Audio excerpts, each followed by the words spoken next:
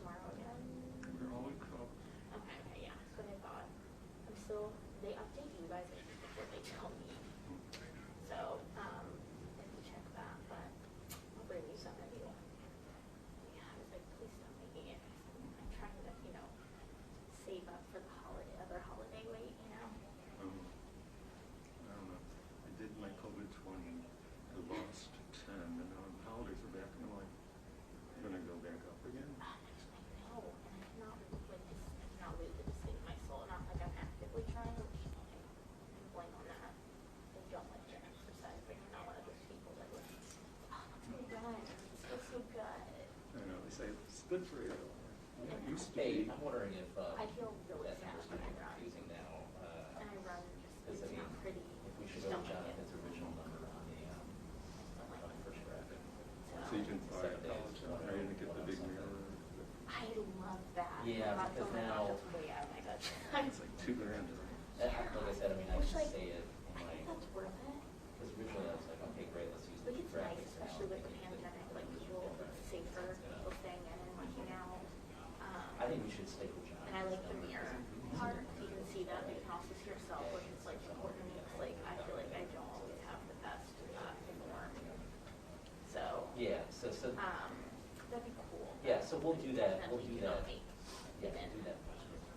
any kind of closeness to that. To where I can I'll afford just say it. Well, I've seen it. Tell Brittany, because I just told Brittany that was it. So you don't know. I know, because I started kind of swimming a little bit. I'm not like amazing at it, but it makes you like it works every part of your body. But yeah, I'm too scared. I'm too scared to go to the gym, honestly. Like I called my gym and I'm just like, honestly, I'm gonna be done until like maybe February and then we can talk. I told them when the vaccine comes out, that's when they come in Yeah. there. You know? There was an email and they're like, we're cleaning it. I was like, I know, but like people are sweating, people are taking their masks off to talk. Mhm. And people are complaining because the gyms are open, but the bars are closed. I mean, no matter what, someone's upset is what I've learned just in general. But yeah, it was, but they don't understand that like, your mask, to drink, you need to take your mask There's off. a Dr. Seuss, like a Whoville comic about masking. That's funny. It's, yeah. Oh my gosh, I love those drawings. Like, I just love how they look. And I like the animated Dr. Seuss that they made. Like, I wasn't like a huge fan because of like the Something I think NBC's doing a live version of. Oh, the Grinch, wasn't it? Yeah. Because it's the guy from that show. That show, you know him. Yeah. What's his That name? guy. What is it? The singing show? Glee. Oh, okay. Mhm. But Matthew Morrison. Okay. But like, he looks not like the Grinch whatsoever. We should just get Jim Carrey. That's the only Grinch I trust. Oh, he has to look like the Grinch? Like I saw online, like they showed like kind I of. think it was just like one of the townspeople. I think they put him in green, like makeup.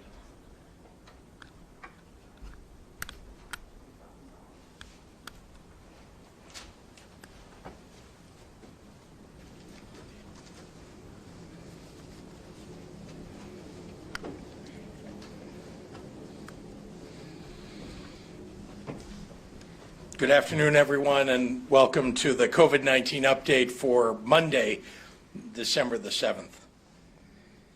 Today marks the 18th day since our toughest statewide mitigations of the fall, Tier 3, took effect. And I'm hopeful that some of the recent early improvement in our trends will continue. But to be clear, the numbers still have a long way to go to move away from what could reasonably be called the danger zone. In other words, the surge on top of a surge that national experts have said might define the holiday season is still the focus of our attention. Statewide, approximately 3 in 4 of our staffed hospital beds are currently in use. That's not the kind of statistic anyone should hang their hat on while infections are rising nationally and states around us are running out of room in their hospitals. That's why it's more important than ever to stay masked and stay home. And let's remember that a surge in community transmission is a certain prelude to more lives lost. We're seeing it throughout the Midwest and the nation. Illinois is now averaging 152 deaths per day from COVID-19. That's an average 35 more individuals per day than the worst rate that we reached back in the spring. Each of these individuals, and over the last 24 hours, we lost 90 of them, survived for months during this pandemic. Some of them might have gotten tired and let their guard down. Others might have been trying their best to do all the right things and somehow, some way, still got infected in this horrible pandemic that's still ravaging our nation and taking more than 1,000 American lives in the last 24 hours. But even without knowing each of their pandemic stories, I can tell you this: most of those deaths were preventable if everyone would wear their masks. I can tell you they leave behind countless loved ones who are grieving lives stolen too soon. And I must ask you to please do everything in your power to save your loved ones from that same tragic loss. Focusing specifically on the state of Illinois, our case and test positivity average rates have remained around 10 and 12% respectively over the past week. This is a key indicator to let us know if we'll see a spike related to Thanksgiving. Statewide, we've seen a slight decline in people getting tested and in turn a slight decline in our positive cases, likely a result of an uptick of people seeking to get tested before Thanksgiving. So far, we haven't seen our positivity rate start to creep back up, which is a good sign. But we also haven't seen it substantially fall. Not a good sign. It may be that our mitigations are working to offset the expected surge in cases, but we won't know that for sure for at least 2 more weeks. As you know, COVID hospitalizations lag cases reported. In the most recent week, we've started to see a slight decrease in hospitalizations. And even with this downward movement, our COVID-19 hospitalization total statewide is still 14% higher than our spring peak. If you're wondering why that particular figure is important, if we're starting to see a downward trend, it's this.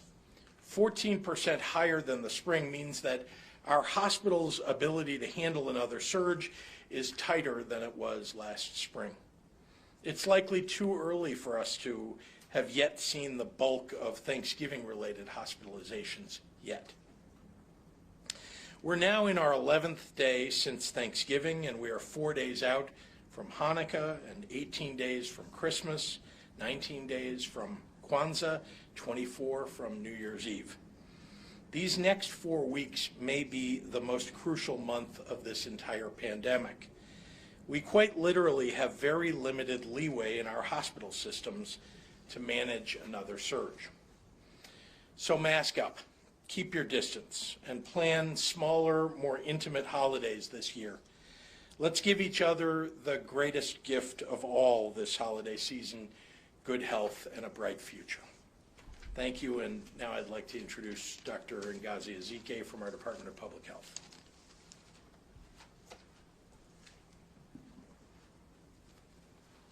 Good afternoon and happy Monday.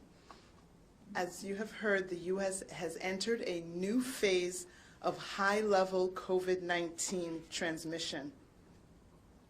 Today in the state of Illinois, we are reporting 7,598 new diagnosed cases of COVID-19 for a total of 787,573 cases in Illinois. Sadly, news of an additional 90 deaths were received for a total of 13,343 lives lost here in Illinois. And of those deaths are included a teenager, an individual in their 20s, an individual in their 30s, as well as those in their 40s and 50s, as well as 60s and older. This is just another reminder that COVID doesn't just sicken and kill older adults, but can be a deadly disease at all ages. Overnight, 5,190 people were reported to be in the hospital with COVID-19, and of those, 1,123 were in the intensive care unit. 648 patients were on ventilators. In the last 24 hours, more than 77,500 tests were reported for a total of over 11.1 million tests in Illinois. But as we spend more time indoors because of the colder temperatures and as the holiday season continues, It's essential that we implement all of our public health strategies at both the community level and the individual level. And these critical evidence-based CDC recommendations and sustainable strategies to reduce COVID-19 transmission include universal face mask use, maintaining physical distance from others, and limiting in-person contacts, avoiding non-essential indoor spaces and crowded outdoor spaces, increasing testing to rapidly identify and isolate people who test positive, and quickly identifying, quarantining, and testing close contacts of the identified cases. The recommendations and strategies also include postponing travel.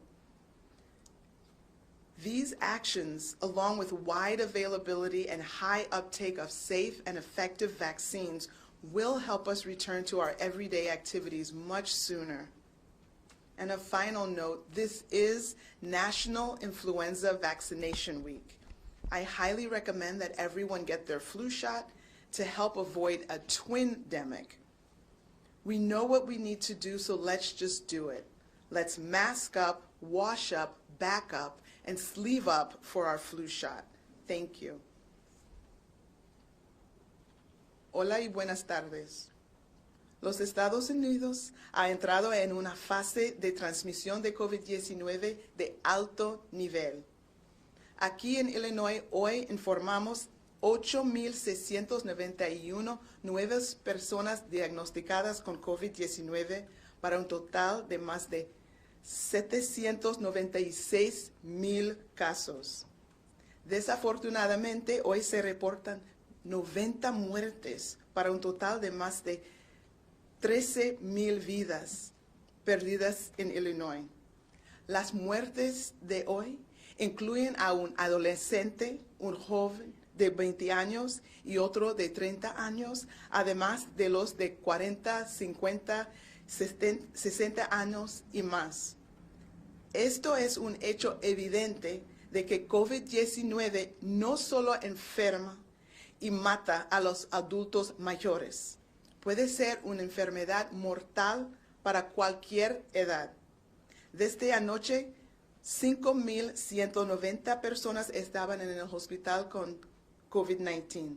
De ellos, 1,123 pacientes estaban en la unidad de cuidados intensivos y 648 personas estaban en ventiladores. En las últimas 24 horas, más de 77,000 pruebas de COVID-19 fueron hechas para un total de más de 11,1 millones de pruebas en Illinois. A medida que pasamos más tiempo adentro, debido a las temperaturas más frías y las días festivas continúan, es esencial que implementemos todas nuestras estrategias de salud pública individualmente y como comunidad. Las recomendaciones fundamentales del CDC y las estrategias sostenibles para reducir la transmisión de COVID-19 incluyen uso de máscara, mantener la distancia física, limitar los contactos en persona, evitar espacios interiores no esenciales y espacios exteriores con mucha gente. También aumento de pruebas para identificar y aislar rápidamente a las personas que dan positivo. Identificar, poner en cuarentena y probar rápidamente contactos cercanos de casos. Posponer viajes. Todas estas acciones, junto con una amplia disponibilidad de vacunas seguras y efectivas, nos ayudarán a volver antes a actividades normales. Sabemos que tenemos que practicar los 3 M's, máscara, manos y mantener su distancia. Todos los días, todas las noches. Esta semana es la Semana Nacional de la Vacuna contra la Influenza. Por favor, si todavía no se han vacunado, háganlo hoy. Gracias por su apoyo. And with that, I will turn it over to Governor Pritzker.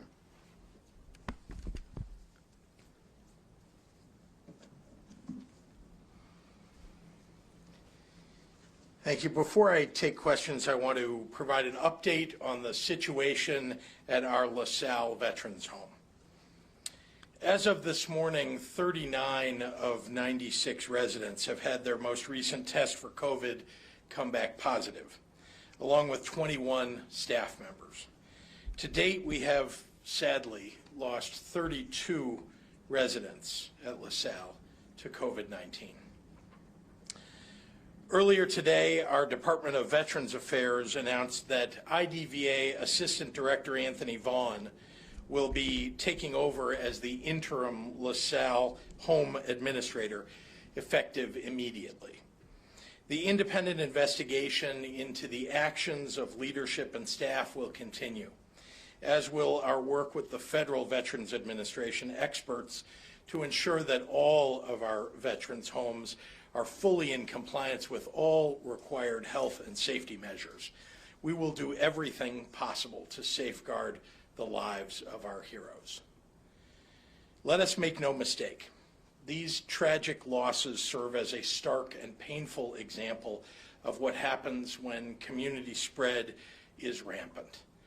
I mentioned earlier that the number of Illinoisans we're losing each day has surpassed our record from the spring. The same is true nationally. The United States is currently losing on average 1.5 American lives to COVID-19 every single minute. The loss of life at our LaSalle Veterans Home is heartbreaking, which is why I continue to use every resource at my disposal to stop the community spread that makes this virus so insidious. We have grieved for far too many of these fatal outbreaks in nursing homes in every corner of Illinois, not to mention in every corner of the nation. In LaSalle County, where positivity rates have been much higher than the state average, despite tight rules surrounding mitigations and testing, there are 3 homes with outbreaks that were more fatal than this one. Yes, this virus preys on the elderly, and it looks for a carrier to bring it inside a home, even when significant efforts are made to follow mitigations. But it should never have been this bad. For months now, I have fought so hard to make sure people understand the importance of wearing masks, the importance of reducing opportunities for transmission, the importance of local law enforcement following through on their mission to serve and protect by ensuring mitigations are followed. These actions might seem small to some, but applied collectively and consistently, they prevent tragedies like this. This is why I'm infuriated by those who oppose proven mitigations at every turn, but now profess belated concern. The worst case scenario that I have tried every day to prevent is now our reality in LaSalle. To all those who have lost someone they loved, I grieve with you for the time that was stolen from you. I grieve with you that the refrain of vaccines as a light at the end of the tunnel rings hollow to you, because a light has already left your life. And I promise you, I will not stop looking for ways that we can do more to save lives and protect our most vulnerable Illinoisans from this pandemic. And now I'll take questions from members of the media.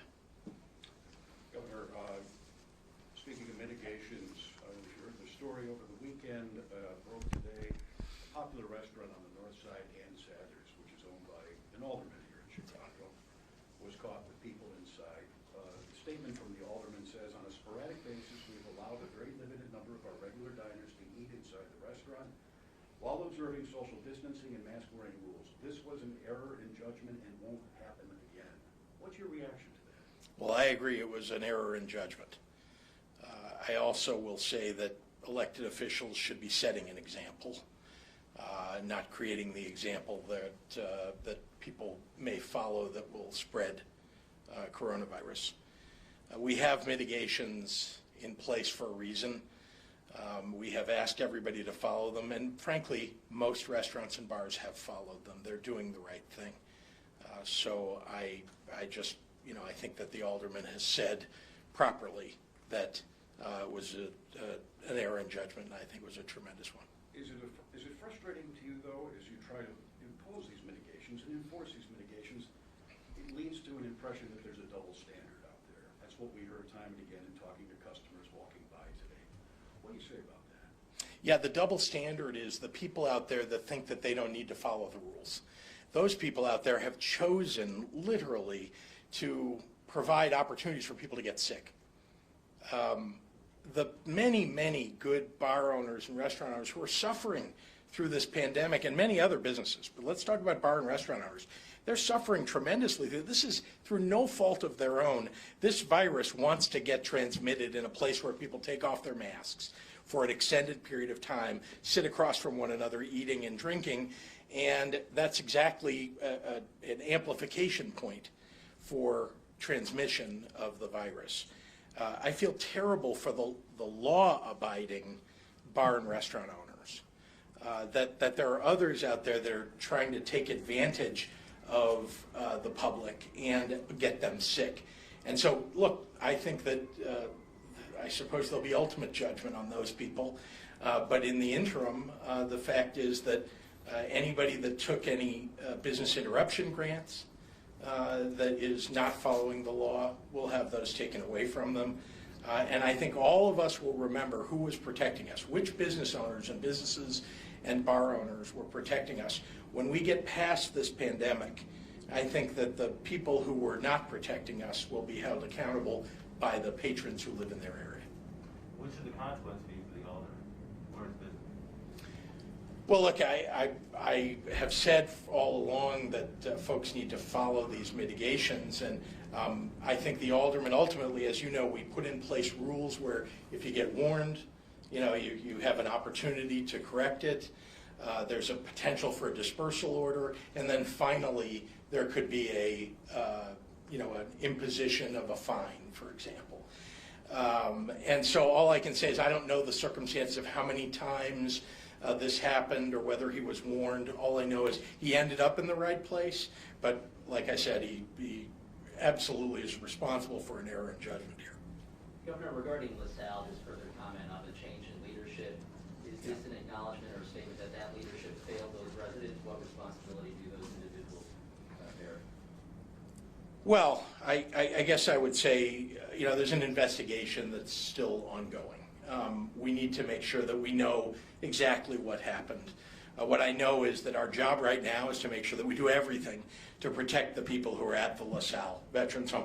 We've been trying to do that all along. This is another step to make sure, since the moment that we found out there was an outbreak, there's been a lot of effort that's been made to evaluate the problems at the home and to mitigate those problems. This is another way for us to keep the people at that home safe. Do you think the stay-home messaging is still effective? Yeah, remember, we do not have a stay-at-home order in the state of Illinois, right? We have a Tier 3 set of mitigations, which are significant, and they are having, I believe, an effect. We have seen that while the rest of the country is rising in terms of their positivity rates, in terms of the number of cases, in terms of their hospitalizations, ours have been moderating, let's say. They're still high. But yeah, I think more and more people, certainly seeing the massive wave of coronavirus that's hit virtually every state now, I think people are taking a step back and saying maybe I need to really pay attention to all these rules, and especially around the holiday time when I think all of us want to keep our relatives safe. We'll do one more in the room. A question on behalf of my colleague Elizabeth Matthews. She's asking about the new outreach campaign for Latino and immigrant communities which face high COVID rates. What will that campaign include, and why is it so important? Well, I can't tell you exactly what the art or the presentation is. I've seen some mock-ups of what the state is doing, but it's very important to communicate in our communities of color where there is a higher incidence of contracting COVID and a higher death rate. And so it's very important that we get the message out to people maybe who haven't been following the mitigations, either for lack of understanding them or some other reason, that now more than ever, in this worst of times during the pandemic, now is the time to double and triple down on these. Pay close attention, keep your family and neighbors safe. So look, it's vitally important. We need to make sure the messaging is out there. People are reminded. I know people have gotten tired. Some people have gotten tired. All of us experiencing this for so long. And so just a reminder to everybody, vaccines are on the way, but it's going to be months before, most people in Illinois will have been able to get a vaccine. And so just hang in there. Please wear your mask, keep your distance, follow the mitigations. That's what the messaging ultimately is going to be all about, and especially to those communities that have been most badly affected by coronavirus. When do you anticipate, Governor, you're saying it's too early to know the post-Thanksgiving impact. When do you think, that perhaps later this week, would be a good indication of where we are post-Thanksgiving, or is it going to be longer? I probably should let a doctor answer this, but I'll just say that, we've always focused on, 1 to 2 incubation periods as a way to measure how big the surge would be. We're kind of a week and a half, 2 weeks into this, maybe two and a half weeks now. So, there's time still to watch. I called one of the great epidemiologists, great infectious disease doctors just over the weekend to get, feedback about the timing, right? Because the numbers looked like they're getting better, and I wanted to know what their impression was. And their impression was, we haven't seen the hospitalizations yet that would come from Thanksgiving. That they're encouraged that the numbers are abating right now, but that's a good thing because we might need that space in the hospitals if the surge is still happening. So we're still watching and waiting. But I don't know, Doctor, do you have anything else you'd like to add? So again, I would say that timing is everything, as the governor has stated, and it's still early. So anything that we're seeing in terms of flattening is a result of other activities. But in terms of the surge that might be anticipated associated with Thanksgiving, remember that it's not just the day Thursday, that usually it was a whole weekend event. We know that the big travel days would be before the Thanksgiving and then also that Sunday. And so I think I'm using that Sunday day saying that we're really only a week out. And so it's really early. We might be seeing a few increased cases compared to the previous days, but we don't like to follow a day or two. We like to see trends. But definitely the end of this week and next week, we will really kind of get a better handle. Cases, remember, there's a timeline. The cases happen first. It's not that people just end up in the hospital all of a sudden. You see the spike in the hospitalizations. You'll see the increase in the cases first. That will then be followed by the hospitalizations, because we know a certain percent of those might end up in the hospital. So we still need more time. It's too early to say. We will know more at the end of this week. That'll be 2 weeks out, and then for sure, and maybe in that third week, we can see what's happening and see the extent of the rise. All right. Kelsey Landis at the Belleville News Democrat. When local officials refuse to enforce executive orders and state's attorneys refuse to prosecute ISP citations, will the state revoke or suspend liquor licenses? If so, at what point? So as you know, the laws around liquor license removal, something that allows a bar or restaurant owner to go through a long series of appeals and so on. So it is possible to have those removed. It's just a much longer period of time than I think any of us would like. It can be done and should be done at the local level. The local liquor commission or local liquor commissioner has the ability to do that and should do that, because people are breaking the law when they have indoor service at a bar or a restaurant. Jim Haggerty at the Rockford Advocate.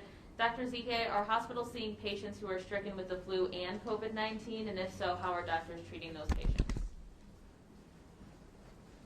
We have had some reports of co-infection, but we're not anywhere near the peak of flu season. And the good news should be that as people continue to wear their masks, we should see fewer flu hospitalizations than we have in previous years, because we never wore masks during the flu season. So we're hoping that that benefit of the mask will definitely extend to the flu hospitalizations as well. So keep wearing that mask. We're accomplishing many good things in terms of cutting down infectious transmission.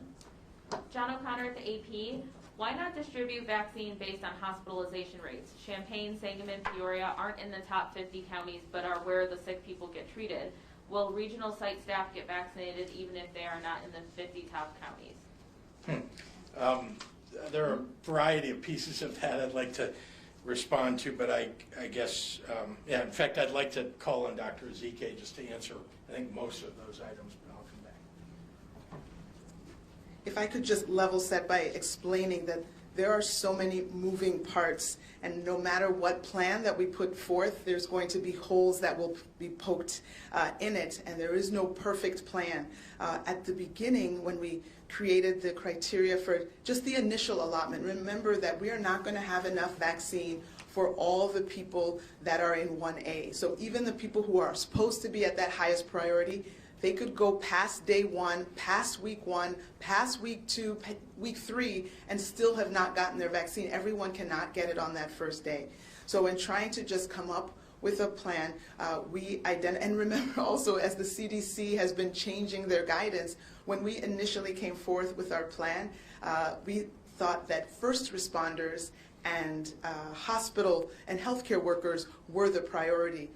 The plan was put in place, and then we found out at the meeting that happened last week that actually we're going to do long-term care and put them in 1A. But the initial plan that we had in place is that we were going to use the top counties that have suffered the most with COVID. And I think that most people would agree that a proxy for seeing the most suffering in a county would be the most deaths in that county, and not trying to discriminate against counties that might be smaller so their number of deaths would look insignificant compared to larger populated counties. We did it by capita so we could account for size. So we put the top 50 counties with their death per capita and said we'll start there, knowing we're still going to have to vaccinate all these other people, but this is just for week 1, for those 86,000 doses. And then, again, there was no looking ahead to see what would this mean. It just, this sounds like a fair metric. We identified the 50 counties, and then we said, oh, wow, some of these counties don't actually have a hospital. But, of course, they would have first responders. This was before the ACIP guidance now put the long-term care facility residents there. So now if we have a plan to address the long-term care facilities for week 2, 3, and 4, but for week 1 that is supposed to be the healthcare workers, we want to focus, we want to keep the counties that we talked about, but if you don't have a hospital in that region, and if we're not supposed to be doing non-healthcare first responders first, then we will, again, we've had wonderful conversations with numbers of stakeholders, dozens and dozens of stakeholders who, as we presented this plan, the goal was to solicit feedback, and they gave that feedback of, are there other ways? And so we're trying to, use all of that helpful feedback. So definitely, if there's a county that doesn't have a hospital, we can, because we're focusing on people within that hospital system right now, we can identify the hospitals for that county which their residents actually go to.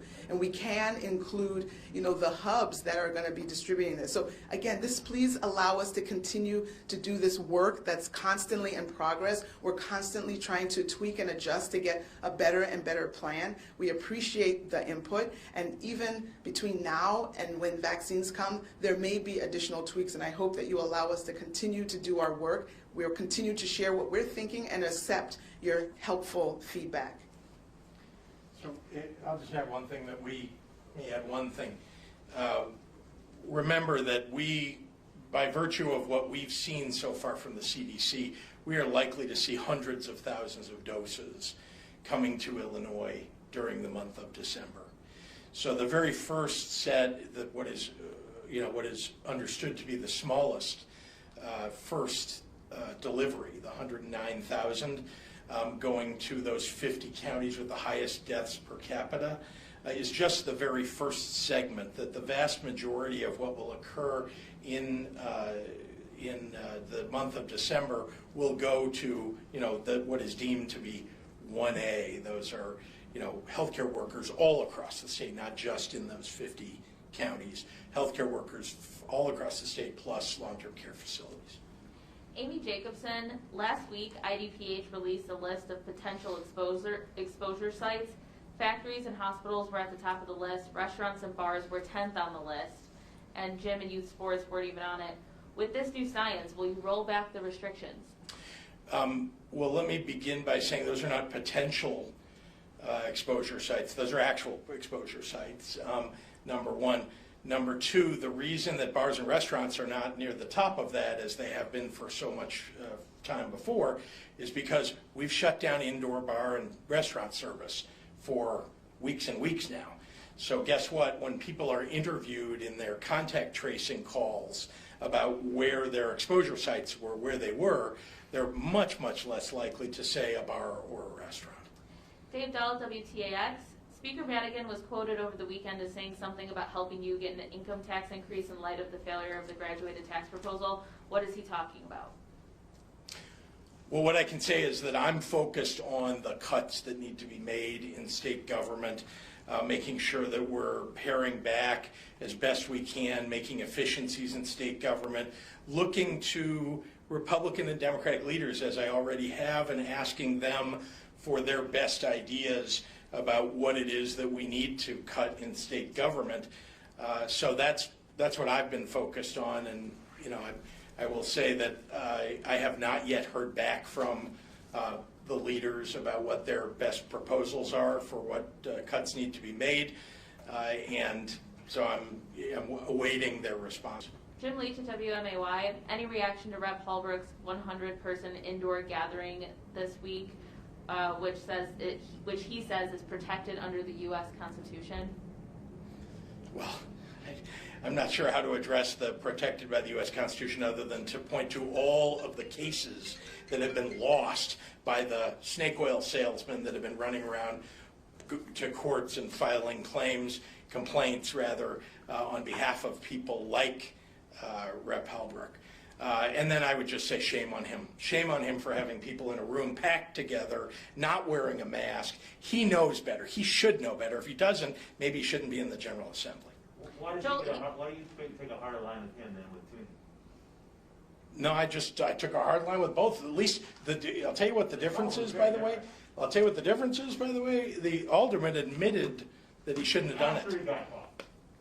He admitted that he hadn't done it. Okay, but Brad Hallbrook, he's been caught. You think he's admitting it? No. You think he's taking any responsibility? He has 100 people together in a space. He knows so much better than that. And the alderman does, and I just said it moments ago. He at least the words came out of his own mouth. That the alderman said it himself. You don't hear Rep. Hallbrook saying that. Joel Ebert at the Daily Line. Voter turnout this year was nearly 73%, which is the highest for Illinois in a presidential election since 1992. With more than 2 million vote-by-mail ballots, would you support legislation to continue expanded access to vote-by-mail in post-pandemic elections? Yes. Dean Olson at the SJR. Will patients who receive the COVID-19 vaccine be charged, and will healthcare workers or others be required to get COVID-19 shots? I'm sorry, will patients who get it be charged? Yes. No, the federal government is providing the vaccines for free, and there is potentially a fee depending upon whether you're insured or not insured, whether you have Medicaid or don't. But we are making sure that we are covering everybody. I think we all agree that even people who don't have insurance and don't have Medicaid need to get vaccinated even if they can't afford that fee. So let's make sure that everybody in Illinois has the ability to get a free vaccine. Marty Pike at the Daily Herald will be our last question. How and why were the 10 hospitals chosen to receive the vaccine? I think she means the regional healthcare. Yeah. Sorry, that was who was that? Marty Pike. Marnie. Marnie, those are 10 hospitals that have been identified prior to the pandemic, in fact, as regional health centers that work with the Illinois Department of Public Health. All right. Thanks, everyone. Thank you.